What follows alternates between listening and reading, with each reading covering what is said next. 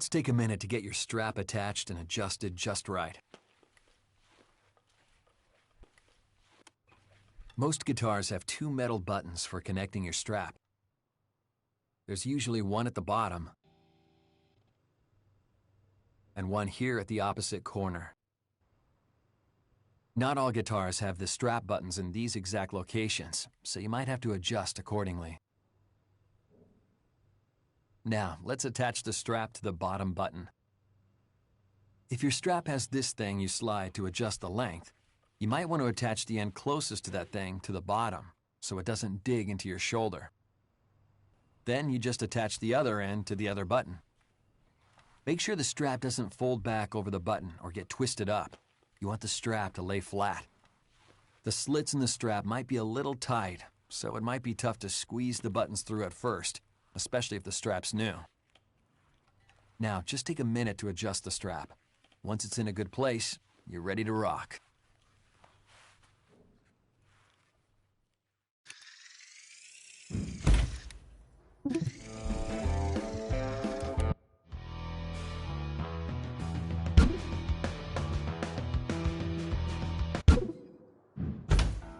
To play standing, you'll want a guitar strap attached.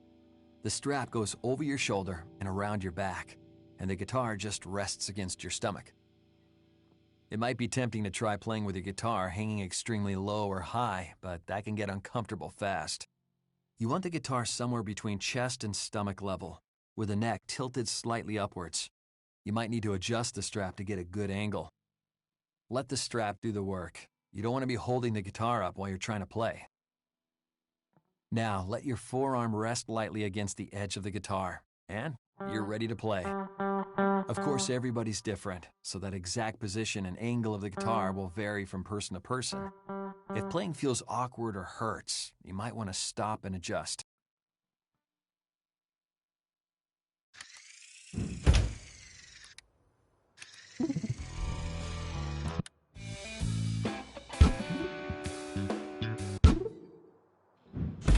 There's a couple different ways to hold your guitar while you're sitting down. We'll show you how it works for a right-handed player, so if you're playing lefty, you'll need to reverse it. Let the indent on the lower side of the guitar rest on your right leg. It can lean back against your body. You want to balance the guitar without having to support it with your arms, because they're going to be busy playing. Then you just let your forearm rest against the edge of the guitar. You can try resting the indent over your left leg, with the back end of the guitar resting against your right leg. You'll need to raise your left leg up with a big book or a small stool. The same principles apply here. Keep the guitar balanced so you don't have to muscle it around with your arms. And again, you just let your forearm rest against the edge of your guitar, ready to play.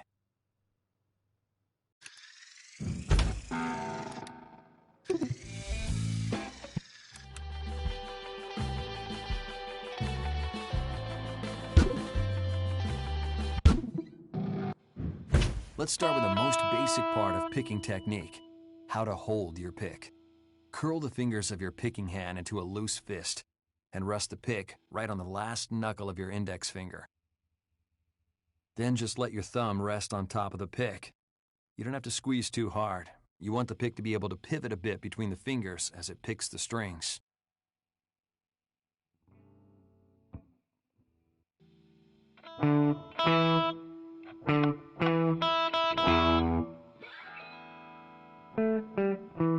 There are two huge things to keep in mind when it comes to picking notes on the guitar. Number one is no tension. If you play with tension, you'll get tired faster. You'll make more mistakes, and if you do it long enough, you can do real damage to yourself. So keep it relaxed. If you feel yourself tensing up, take a break, shake it out, and start over.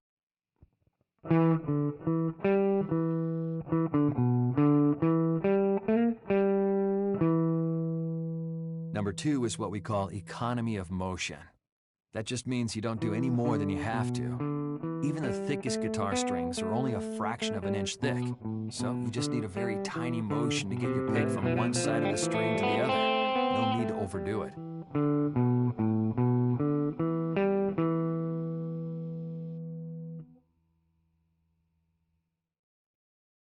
Let's start with a basic downstroke. That just means you pick down through the string. Start with the pick above the string you want to pick. It can rest on the string until you're actually ready to play it. Now, push the pick right through it. The pick can then rest on the next string down. Now, when you learn upstrokes too, you'll be able to play twice as many notes with the same motion. An upstroke is exactly what it sounds like. You play the string by pulling the pick up through it. All the motion happens in the wrist. It's just a tiny rotation, not a huge movement. And remember, when you're playing electric guitar, you don't have to pick it hard to make it loud. That's the amp's job.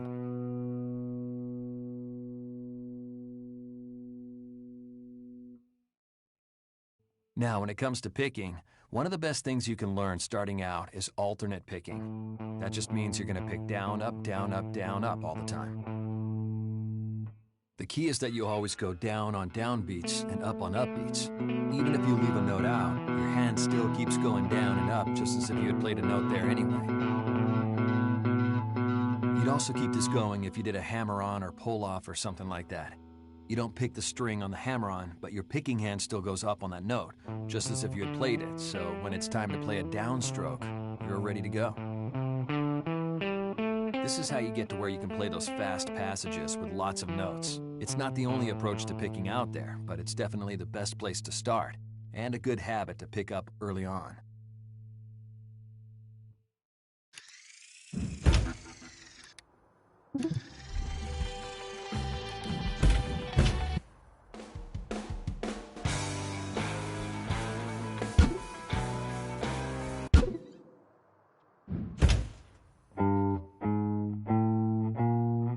When we talk about shifting, we just mean moving your hand up and down the neck to different positions.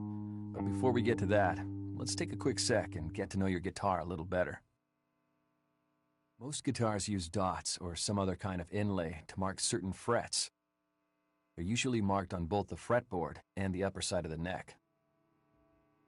The first dot is usually on the 3rd fret. Go ahead and find that on your guitar. Let's just play the 3rd fret on the low E string, the thickest string, highlighted in red.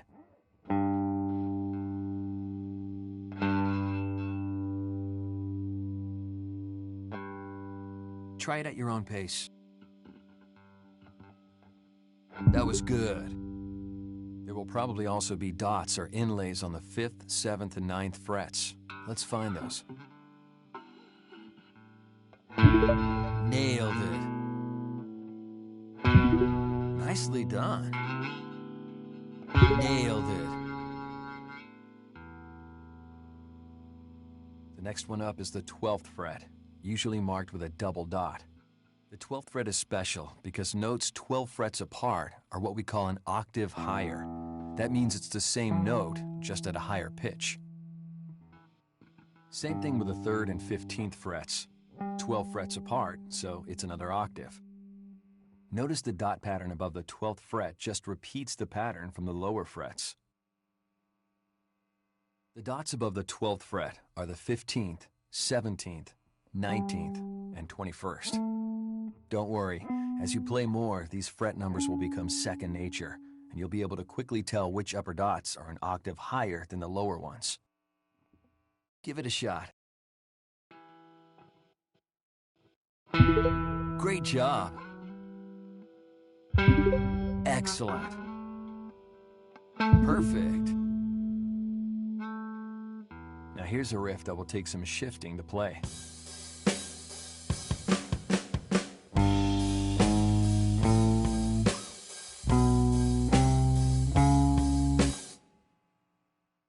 Listen to this riff one more time before you play it.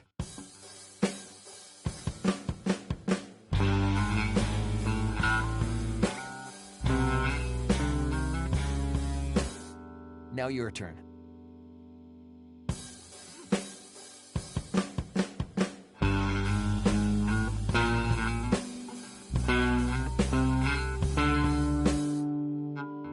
Let's try that again.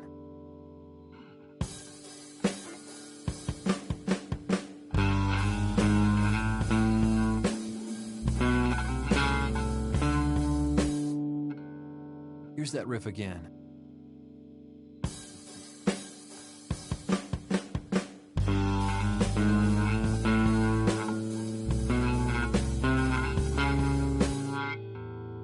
Let's slow that down, then build up your speed.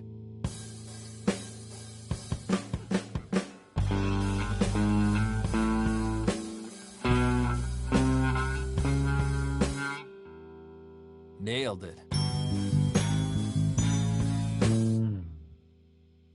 Here's another one with a little more shifting to it.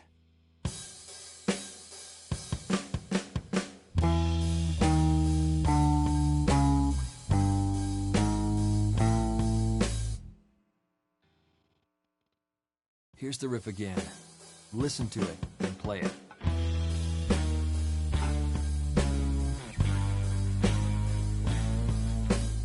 Now your turn.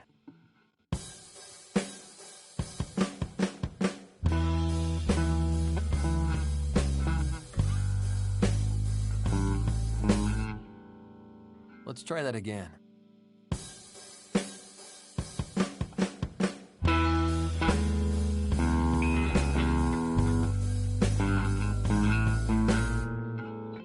Here's that riff again.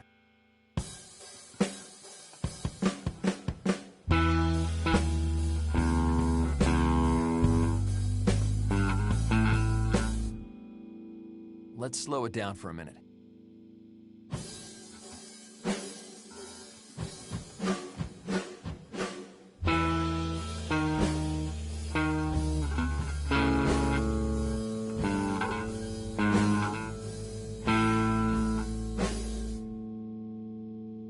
Let's try that again.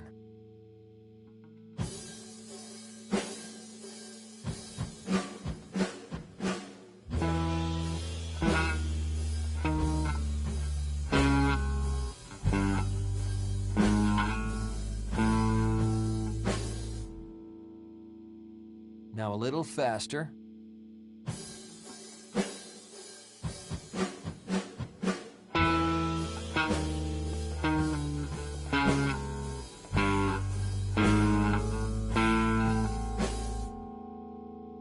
Great work.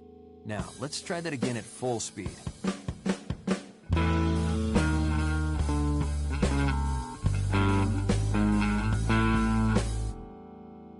Let's try that again.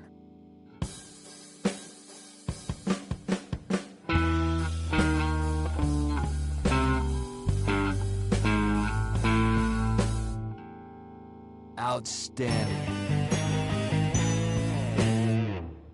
You're ready for the practice track now. Here goes.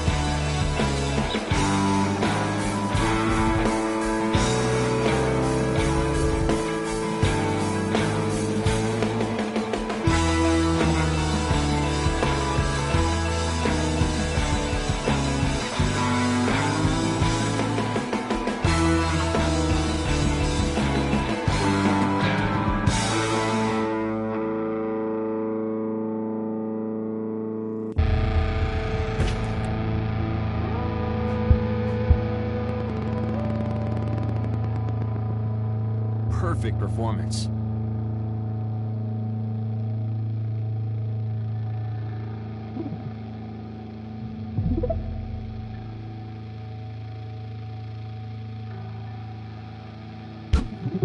Rocksmith adjusts the level of the song whenever you need it. The more notes you get right, the closer you get to playing the master level version of the song.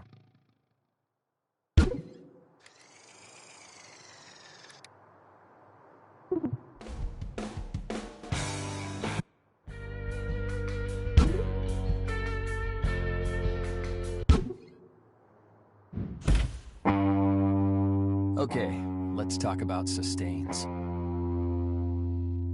You play a sustain just like any other note, but instead of cutting it off, let it ring out.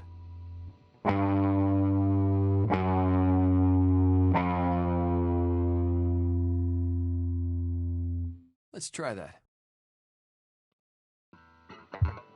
Let's try to keep excellent. Here's a riff with that sustain in it.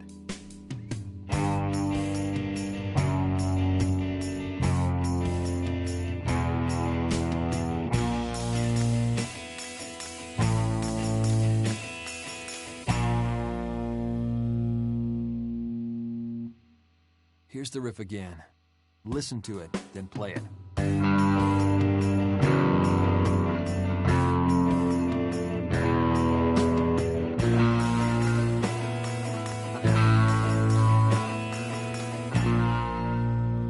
Now your turn.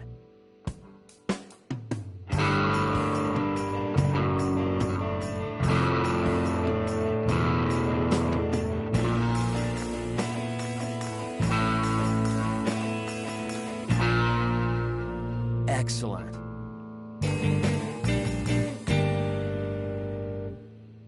You're ready to apply this to a practice track now. Here goes.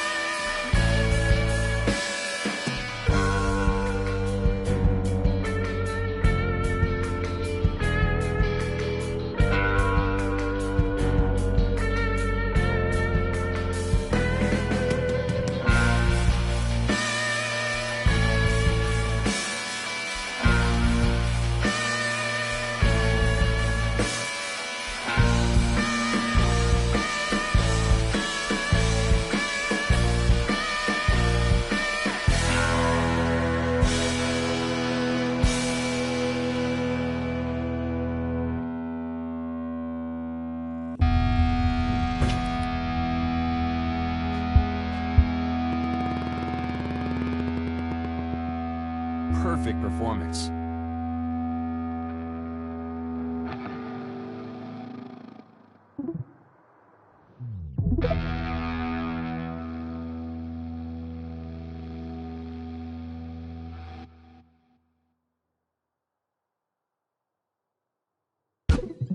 Playing a good variety of songs can help get your skills to the next level faster.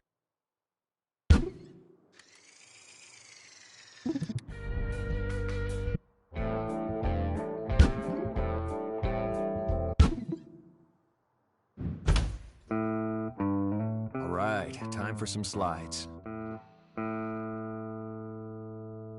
Slides are pretty straightforward.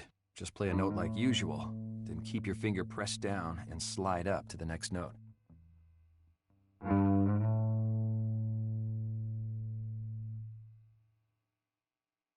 Try it now.